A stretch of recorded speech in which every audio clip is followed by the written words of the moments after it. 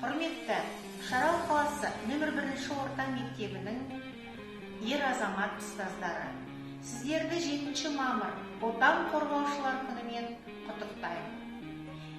Отанға адал, елге қайырымды, отбасына мейірімді болыңыздар.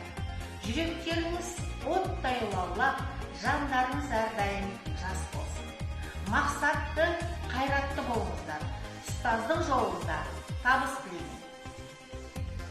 Баршаңызға бақыттың баяндысын, бітер дәулеттің көл көсірлігін, шаңырақтарыңызға шаттық орнауын, Тәңірдің шексіз қолдауын тілейміз.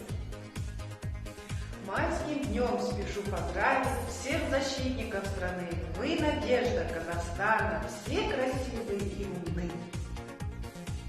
Абыройыңыз асқақ, мақсаттарыңыз биік, бағындырар белестеріңіз көп болсын.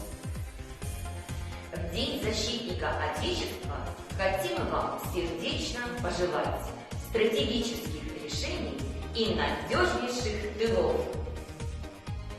Құрметті азаматтар, еңселеріңіз биік, мерейлеріңіз үстем болсын. Пусть ваше сердце горит бесстрашием и любовью к Родине. Вы мужчины, наша гордость, наша сила, мощь и стать.